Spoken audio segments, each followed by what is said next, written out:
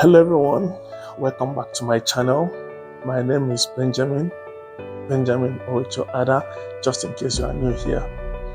Now in today's video, why do they say charity begins at home but never ends at home? Why, if charity begins at home, why take it to another home? That is the case of so many Nigerians here abroad. They take what they learn from home and bring them abroad and try to do the same thing here, which the law does not permit. Now, don't get me wrong, the laws here might look so silent, the laws might look so quiet, but they are very potent. The laws here don't look for you, they look for them. Now, most Nigerians that move abroad take the same mentality of what they used to do in Nigeria and bring them abroad and think of either surviving the system or maneuvering the system or dodging the system. The system might keep quiet, but just one mistake, the system will find you out.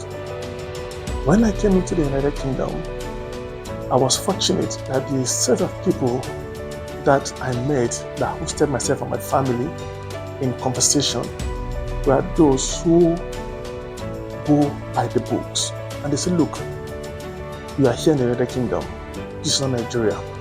So please, whatever you do, make sure you do it by the books. Don't cut corners, don't do anything that will make the law come after you.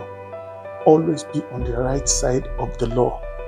And good enough, while I was back home in Nigeria, even though I was in the uniform service, I made sure I do the right things. I made sure I respected the rules. There are times when I'll be in a hold up, probably by the traffic, and I'll be ahead of the traffic, and the light is showing red, and the car behind me is honking, telling me, why am I waiting? But this light is on red. But they feel you are wasting their time. Why are you just waiting and looking at the traffic light? Why don't you just go? So they are used to that. And when they come here, I don't want to still do the same thing. But because I'm not used to doing that back home in Nigeria, so here, respecting the light became so easy for me. That's aside. Coming to using driver's license, check. Most uniform officers back home in Nigeria don't have driver's license. Majority don't have driver's license because why? The uniform protects them. But here in the UK, the uniform does not protect anyone. No matter who you are, you can't drive unless you are licensed.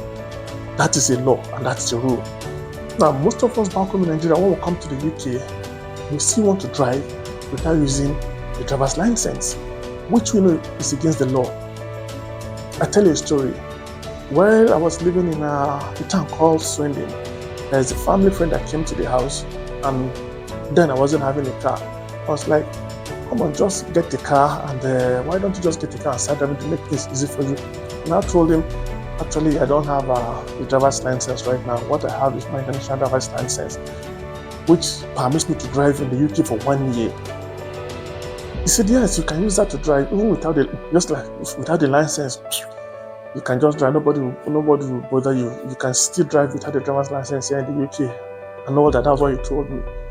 But right behind my mind, I said, I won't do that. Now, I have 1 year window. I have one year window to use the international driver's license, which I was using. The moment I turned 1 year in the UK, which is the law, that license, even though it's still valid by date, is no longer valid by time spent living in the UK already. So because already I know I was already 1 year on the license, I had to stop driving. I parked the car for a long time. In fact, at the point the car was vandalized. I'll leave the picture above for you to see how it was vandalized. The car was vandalized. Some of the door windows were broken in, and a lot of things taken from the car. But I didn't really bother because why? My license had expired, and I needed to do my theory test and my practical test for the driver's license for the driver's license. So I was waiting to do that. At that point, I had already done my theory, which I've passed. And to tell you the truth, getting a license here in the UK is as difficult as you can think about, and that's why a lot of people try to dodge it, because the theory is worse than writing WAEC or JAM back home in Nigeria. You have to learn a lot of things. Then aside doing the theory, when you come to the practicals as well, the instructors are so merciless. It's expensive for the practical lessons, and the examiners during the exams are like, any mistake that you make that they feel is a danger to any other one, you have failed it. You have failed it. So you see people writing 1, 2, 3, 4, 5 times and just giving up. Now, because of that difficulty, so many Nigerians in code try to dodge that. Apologies. A lot of Nigerians try to dodge that and do the wrong things. But I usually tell them, look, this is not Nigeria, this is the UK, where the laws, as silent as the same, are very, very potent. And they will tell me, well, they don't check because they don't really check a lot of things, but that is not a guarantee that you shouldn't do the right thing. Now, when I was going for my driver's driving test, I paid so much for that, but eventually I was able to get my license, and that was where my worries ceased. There was one particular day, I was coming from one town, entering into my own city, Birmingham. On one of the major roads, I saw police officers on the road just stand. That was in December last year, 2023. But just standing, and I saw they blocked one of the lanes, and only one lane was flowing. And they were just, flagging cars to just pull off by the side. And when it came to my turn, they asked me to pull over. When I pulled over, they are very courteous. They are very, very gentle when they come to approach you. The officers here, they are very, very courteous when they come to approach you. And they say, hello, sir, you all right? I said, yes. How's the day going? I said, great, everything's fine. I said, please, can I have your license? Oh my God. Fortunately for me, I take my license everywhere. I pulled out the license and I handed it over to the officer. I was in the car. He just went to the back of the car, took his device, put the license in there, and after some time, he came back and handed me the license and said, you're in order, please have a nice day. I went to where I was going to a shop to get something for my family before going back home. When I turned to come back, they still flagged me down again.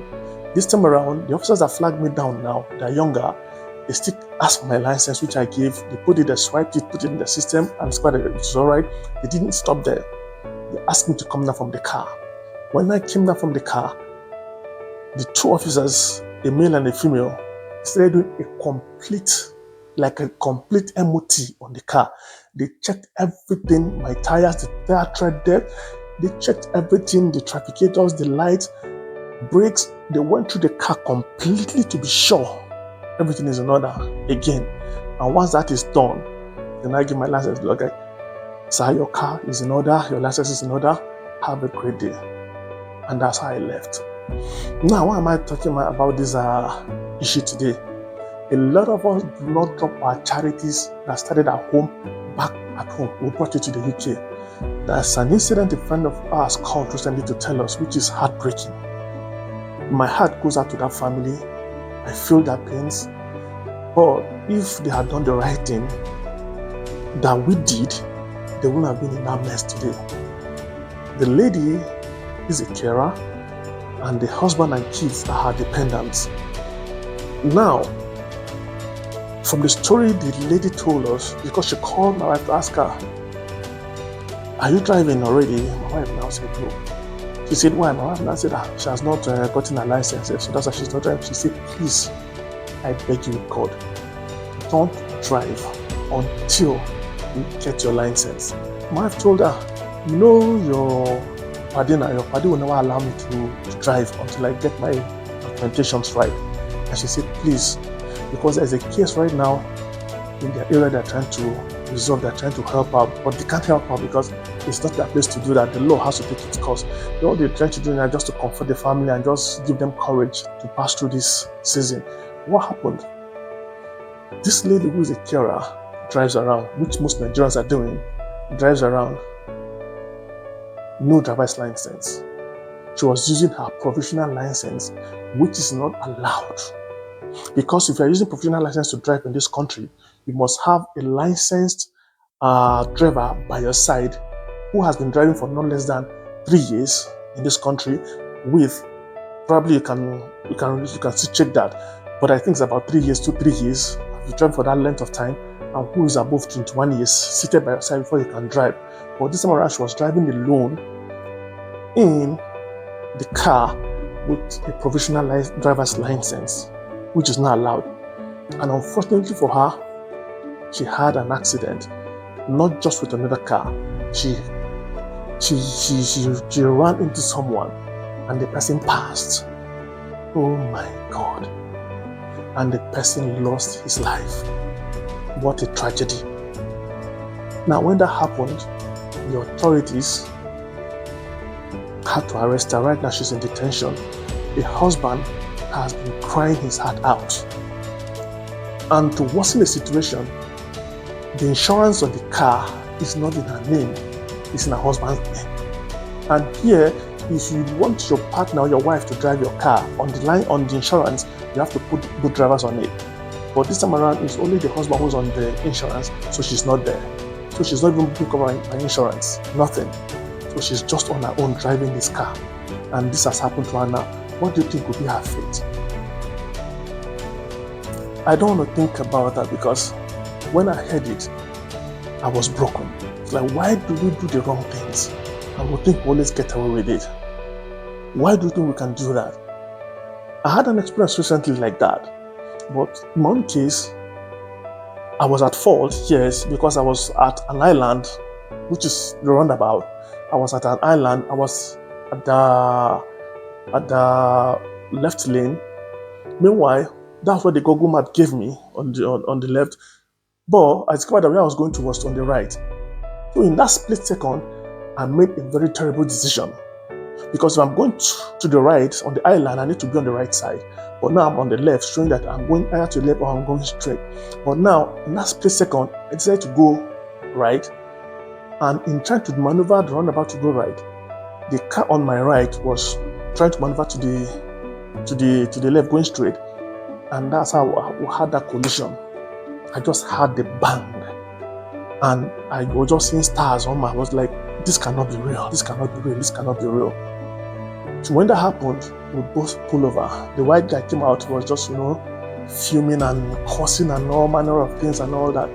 And one statement the man made was that, God help you don't have an insurance. Why did he make that statement? He believes all of us of this color don't have particulars when we are driving. Because like, God help you, you don't have an insurance. Calmly, I just said, are you hurt? He said, no. Looking at him, everything was alright with him. There was no one in the car, just himself. And I said, okay, here are my details. I gave him my name. I gave him my insurance company, because that's just basically what you do. Give him your name, give your insurance company. He gives you his own as well, because you both have insurance. The insurance handles the situation. There's no dragging about that. So when we did that, we exchanged insurance companies and insurance numbers. That was where he now calmed down and knew that this one is different from the others. Probably he has had contact with. And when I got home, it was already late. The next morning, I called my insurance company and I told them what happened. And this is what, and I explained everything to my insurance company. He said, do I have the guy's contact number? I said, yes. I gave them a contact number. I gave them his own insurance company and everything. And they said, what happened to my car? I told them all that happened to my car and all that. What do you want? I said, don't worry, I'm going to handle it. I don't have a claim on my car. I want to handle my car myself, which I did. And that ended the case. Everything went seamless and smooth. Because why? I have all the documentations. But most of us that come over here, we just feel we can play the system, just go play the system back home in Nigeria, and you can always get away with it. It doesn't happen here. So please, I want to ask us and play with us. If you are coming over to the country or you're already here, if you've not gotten your documentations right in terms of driver's license and all that, please be patient, don't drive. Get these things out. You can do it in one. I did mine in one sitting. Even when I complain that they do 3, 4, 5 sittings, it's not impossible. I did mine, both of them in one sitting. The theory and the practicals, I did them in one sitting. I was able to go through. If I can get my license like that, you can also get your license. But please, one thing, you can always beat the system, beat the law, and escape. It doesn't work like that. Now, those people now, I wonder what their fate will be like, because she's still in detention. I wonder what her fate will be like. with our husband and kids. So please, let's avoid such things from happening to us by what always doing the right thing. The charity that began at home, so please end at home. I hope this video has blessed someone today. If it has, please don't forget, as always, to subscribe. Don't forget to like, don't forget to share, and turn on that notification button so that when next time I post another video, you'll be the first to be notified. Thank you for listening. Thank you for watching. See you in the next video. Bye.